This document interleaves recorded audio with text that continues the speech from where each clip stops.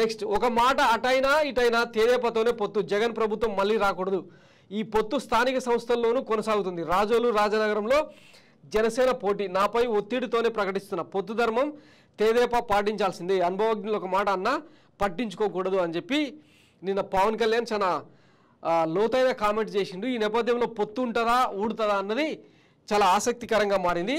ఇందులో భాగంగా అంటే టీడీపీకి ఒక రకమైన సంకేతం ఇచ్చినట్టయిందని చెప్పి మన Konidela Nagababu, for every action there is and equal action and opposite reaction అని చెప్పి న్యూటన్ థర్డ్ లాను ఇక రకరకాల పోస్టులు పెడుతున్నాడు అనమాట. ఈయన Newton's first law, an object at rest remains at rest, or if in motion remains in motion at constant velocity unless acted on by a net external force, Newton second లా అని చెప్పి మొత్తం ఈయన ఫిజిక్స్ సైంటిస్ట్ లాగా మారిపోయాడు అనమాట. ఏం లేదు, ఈయన ఉద్దేశం ఏంటంటే ఏది స్ట్రైట్గా చెప్పాడు అన్నట్టు. గతంలో అంటే నారా లోకేష్ ఒక మాట అన్నాడు కదా,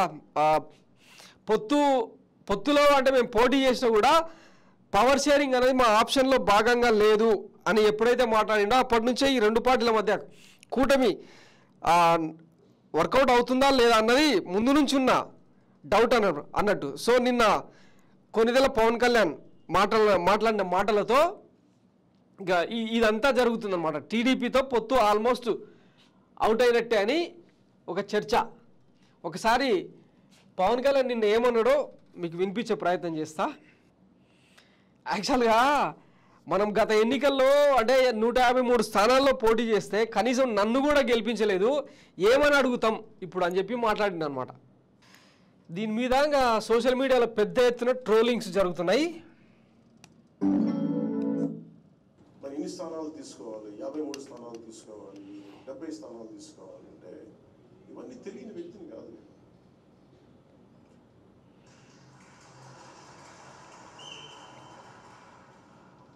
మనోడికి అసలు ప్రాక్టికాలిటీ తెలియదు, వీధుల్లో తిరగడు కాబట్టి, జనంతో తిరగడు కాబట్టి అసలు మనం ఏమనుకుంటున్నామో తెలియదు. మీరు ఏమనుకోకపోతే తెలియకపోతే నేను రాజకీయాల్లోకి ఎందుకు వస్తాను?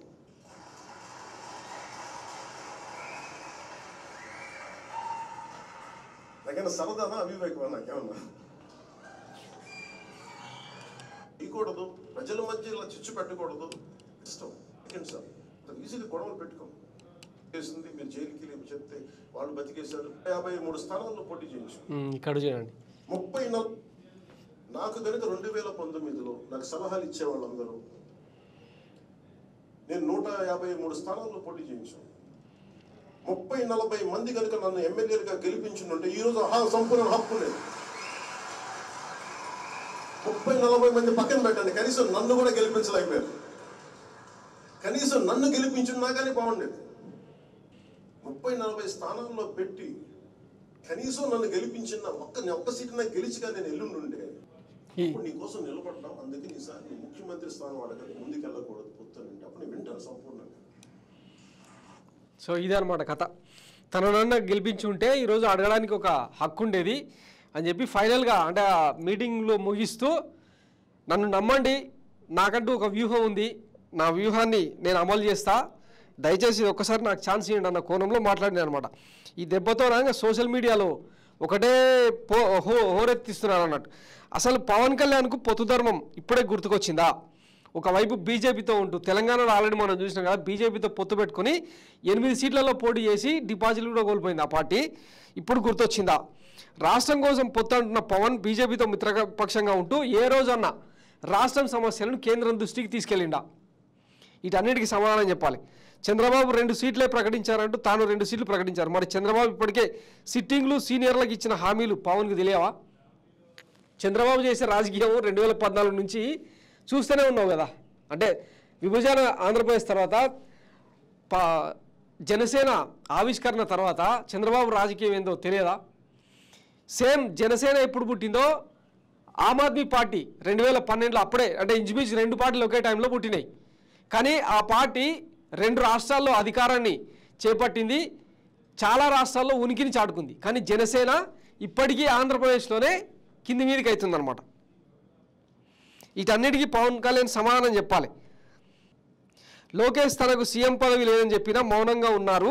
మరి ఇప్పుడు మాత్రం తాను సీఎం అభ్యర్థినని ఎందుకు చెప్పలేకపోతున్నారు?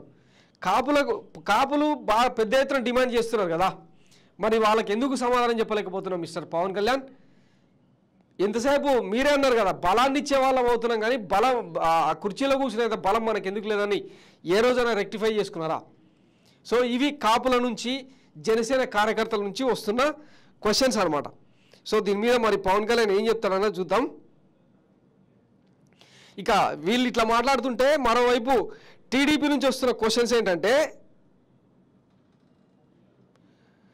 జనసేనతో పొత్తు జాగ్రత్తగా ఉండండి, 24 సీట్ల కంటే ఎక్కువ ఇవ్వద్దు అని చెప్పి సోషల్ మీడియాలో ట్రోల్ చేస్తున్నారు. పొత్తు లేకపోయినా టీడీపీ సోలోగా 126 సీట్లు గెలుస్తారంట. మరి ఇంకా ఎందుకు జనసేనను పక్కన పెట్టి టీడీపీ సొంతంగా పోటీ చేయొచ్చు కదా. పొత్తు లేకపోతే జనసేన ఖాళీ అవుతుంది. పొత్తు ఉంటే సిపిఐతో లేదంటే ఆ పొత్తే అనుకుంటే ఒక సీట్ ఇస్తారు. అలాగే 26 మాత్రమే జనసేన షేరు. గెలిచేది టీడీపీనే. భవిష్యత్ తలనొప్పులు రాకుండా చూసుకోవడం బెటర్. ఇంతదాకా పోరాడినాం కదా, ఇంకొంచెమైనా కష్టపడదాం.